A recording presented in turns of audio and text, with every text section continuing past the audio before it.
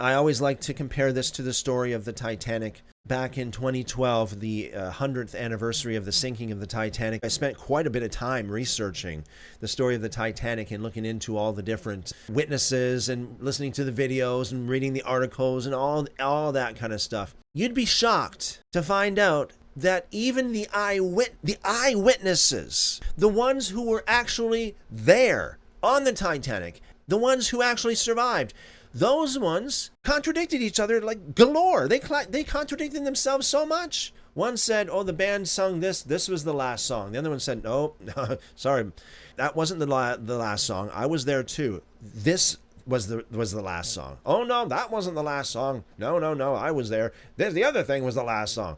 They're contradicting themselves all the time. One person said Captain Smith jumped off the side of the ship as the ship was listing. Another person said, no, you're wrong. I was there too. I saw Captain Smith take his own life. Another person said, no, oh no, I saw it. I'm an eyewitness too. And Captain Smith stayed in the bridge and he went down with the ship like a good captain. Another person said, no, you're all wrong. I saw Captain Smith beside my lifeboat, floating in the ocean, and just no. So they're all contradicting. One person said that the Titanic did not break in half. I remember that. It's like, oh no, the Titanic didn't break in half. I was there. I was there in the lifeboat. I watched the whole thing. I was there. I'm an eyewitness, And then another person, like Eva Hart, for example, she says, oh no, I saw the Titanic break in half. So does that mean the entire story of the Titanic is false? No, of course not.